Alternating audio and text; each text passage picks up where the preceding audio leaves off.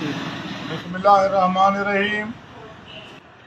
मैं अब्दुर्रहमान दश्ती पैगाम दिंदा पिया जेड़े छोटा तबका वारदातीन ने को पैगाम दिंदा पिया। दश्तियन या मज़ारियन या कोई कौम भी है, असें ॾाढो सौ घर है, असां कारोबारी बंदे हूँ, असां शेर पसंद कोनी हूँ, ना शेर करण चाहंदूं। असें दे छोकरें दे हाथ अग घिनदन, मोटरसाइकिल खसण का कोशिश करेंदन। लिहाजा तुसां इन्हें को हदायत करो, वॾे जहिड़े मोतबारो इन्हें को हदायत करो।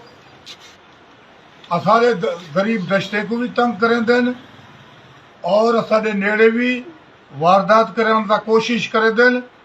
सेड़ा पैगाम इन्हें मेहरबानी कर असांजे नेड़े न लगन, अगर लगसन तो वालू अपने सिर ते भुगते से। वीडियो बनाने का मकसद ये है कि असे दे छोकरे का अग झले ने, मोटरसाइकिल फसन का कोशिश की ने। इमरान का मेरे भतीजे का वो मोटरसाइकिल न दिता, परसू मीहें दे पुट मियाँ दश्ती दे पुट को मोटरसाइकिल खसन का कोशिश की ने। हाथापाई थिया, कामयाब न गए। असादा वीडियो भरण का मकसद इहो है कि भाई असाडे नेड़े न लगो, इतना ना आओ, ना उसे पासे आओ, ना साडे हमसाए को तंग करो, ना साडे नेड़े लगो। कारोबारी बंदे हो, असेडा आवन वञाणे कोटले शहर गढ़ी भोंग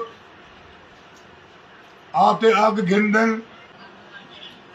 असाडे नेड़े ना आओ ते ना वारदात करो। दोबारा जेड़े तुहाडे वड्डे हन, कच्चे आले मोतबर वडेरे अच्छे चंगे सबको मैं पैगाम दिंदा पिया, जेड़े ये हैं छोटा तबका है, इन्हें को पता कोई नहीं, ये वारदात करते भजदन। लिहाजा इन्हें को अपने को हदायत करो, वारदात करने का कोशिश ना करन। खुदा हाफिज, अस्सलाम वालेकुम।